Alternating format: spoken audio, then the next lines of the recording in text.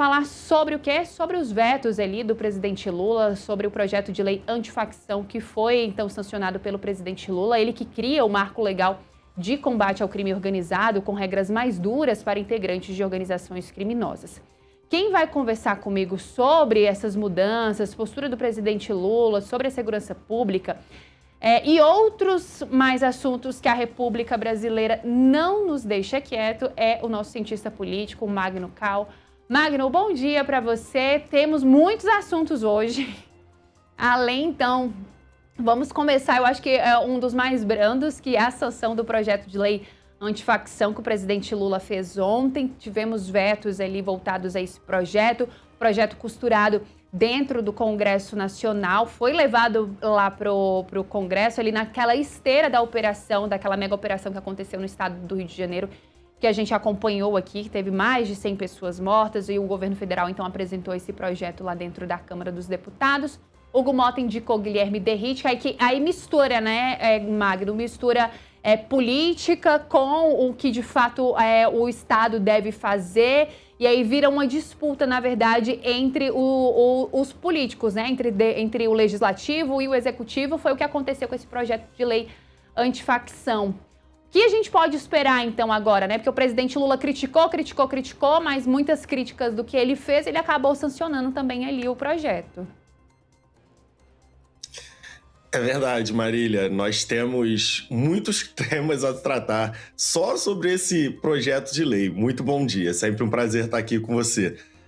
Esse é um projeto que já nasceu com uma carga de importância muito alta e também com muita polêmica ligada a ele. Em primeiro lugar, ele é um projeto do Executivo que tenta fazer um esforço para mostrar à população a sua preocupação com o tema da segurança pública. Não é segredo para ninguém que pesquisas indicam que o tema mais vivo na cabeça da população, aquele que deveria ser prioridade para os políticos já há alguns anos, é a violência pública, a violência urbana. Então, os políticos têm tentado se engajar para não apenas sinalizar sua preocupação para a população, mas também pensar em maneiras de dar respostas àqueles que esperam ação governamental, principalmente contra o crime organizado.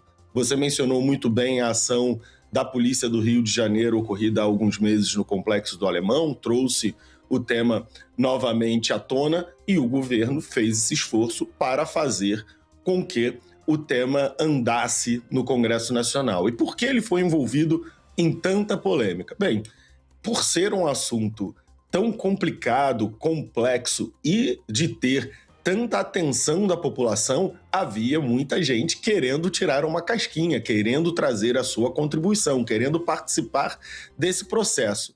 Então, nós acabamos com um projeto que teve múltiplas versões durante a sua tramitação.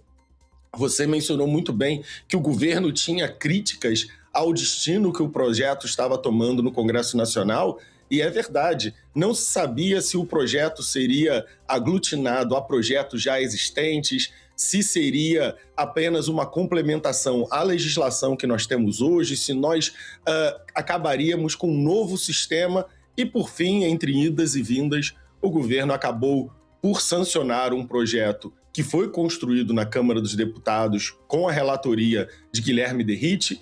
Aí a política se mistura com a política pública, porque Guilherme Derrit, vale lembrar, era o secretário de Segurança Pública do governador de São Paulo, de Tarcísio de Freitas, então um nome de oposição, relatando um projeto de grande interesse do governo. Então requereu muita negociação, 8 versões diferentes do projeto, que acabou sendo aprovado por unanimidade no Senado, mas que teve uma nova versão depois recauchutado na volta à Câmara dos Deputados. O presidente Lula, de olho também nas eleições, sabendo que esse é um tema importante e que é necessário politicamente também sinalizar seriedade no combate ao crime, preferiu não comprar muitas brigas com esse projeto, vetou apenas 2 itens que não fazem parte do centro do objetivo desse projeto, e a expectativa é que ao menos algum efeito prático na ponta a população acabe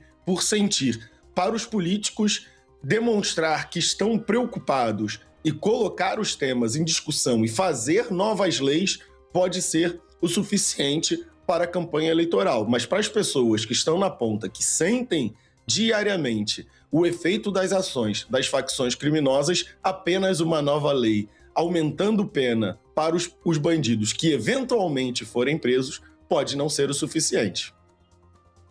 Falou dos 2 vetos, né? É importante a gente deixar aqui para nossa audiência, né? Quais foram esses vetos? A gente lembra também que quem teve participação dessa sanção foi o presidente da Câmara dos Deputados, Hugo Mota. Mesmo ali com aqueles impasses quanto à relatoria, Hugo Mota compareceu. Magno citou aí os 2 vetos que o presidente Lula, então, fez a esse projeto de lei. Então, nós estamos falando, então, o trecho que estendia aí as penas às pessoas envolvidas com integrantes faccionados. Integrantes do governo estavam ali pressionando, né, para que o texto não desse brecha para a criminalização de movimentos sociais e protestos. Outro veto que o presidente Lula fez dentro desse projeto de lei antifacção, ele diz respeito aí ao direcionamento de recursos apreendidos do tráfico. Segundo o governo, aí, havia uma inconstitucionalidade, já que as apreensões não poderiam ser direcionadas para outros entes que não a União Federal, né?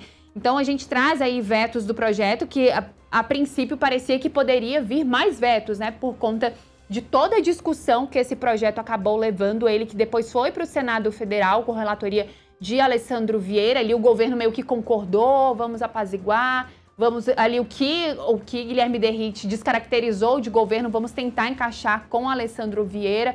Alessandro Vieira ali ouviu até mesmo setores, né, responsáveis pela segurança pública, mas aí o texto teve que voltar para a Câmara dos Deputados, em que ele voltou para o Guilherme Derrite, aí ele mudou novamente. Então foram muitas mudanças, né, Magno? Eu lembro que para apresentar ali aquela versão final de ser votada no plenário, se eu não me engano, foram 6 ou 7 textos apresentados por Guilherme Derrite. Só para mostrar o impasse, né? É parte de uma negociação longa, né?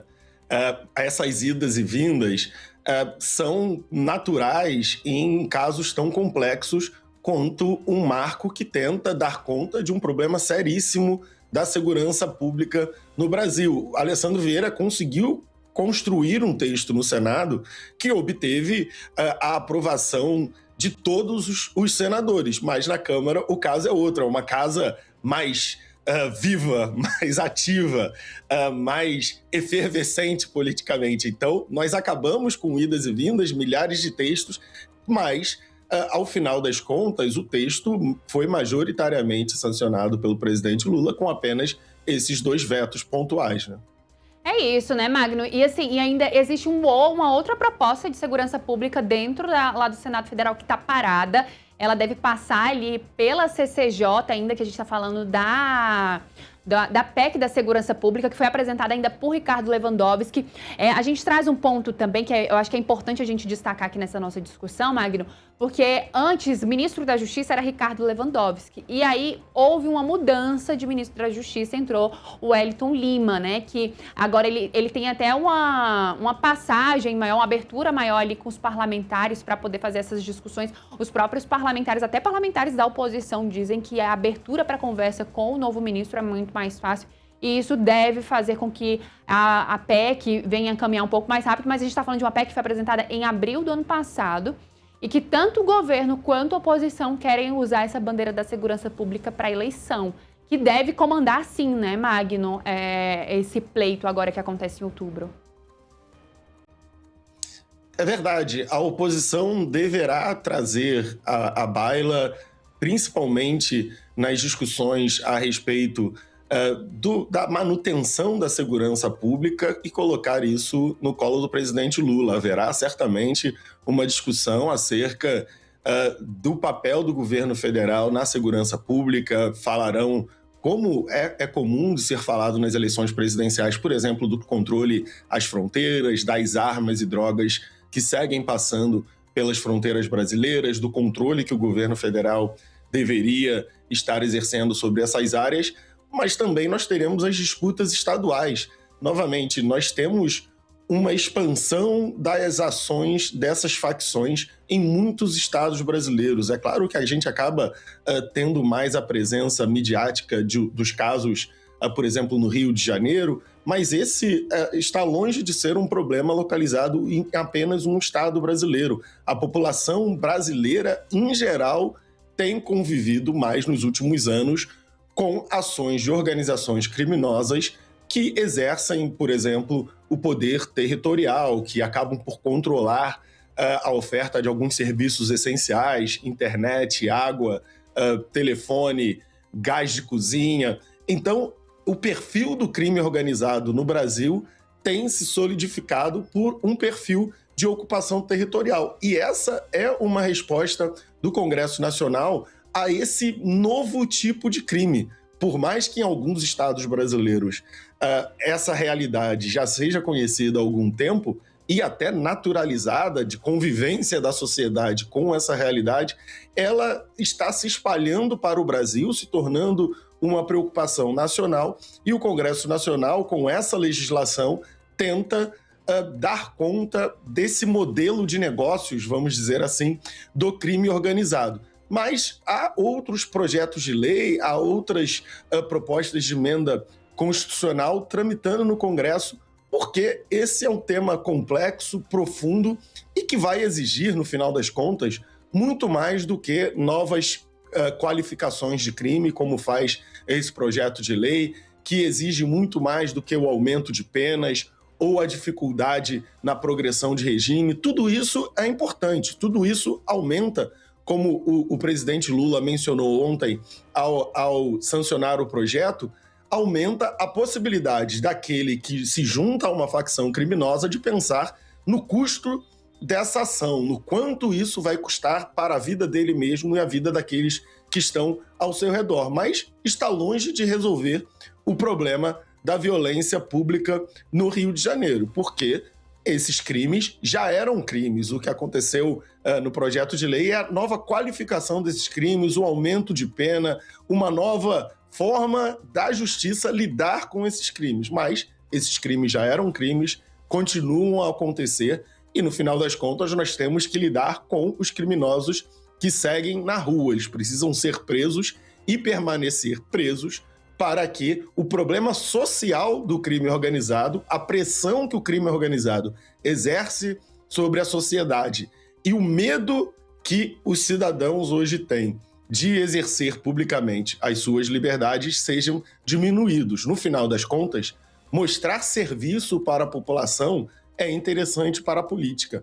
Mostrar que está preocupada, que está prestando atenção a um tipo de demanda importante como é a segurança pública, faz sentido para a política. Mas resolver o problema mesmo é fazer com que as facções criminosas deixem de comandar e governar, que é o termo correto, nos territórios que hoje estão sob o seu controle. Magno, você falou aí, né, que existem outras propostas voltadas aí para a segurança pública dentro do Congresso Nacional e a gente vê aí os parlamentares tentando avançar nesse pouco tempo que ainda existe de Congresso Nacional em 2026, mas para além desses projetos, nós temos aí também uma comissão, principalmente ali a CPI do crime organizado.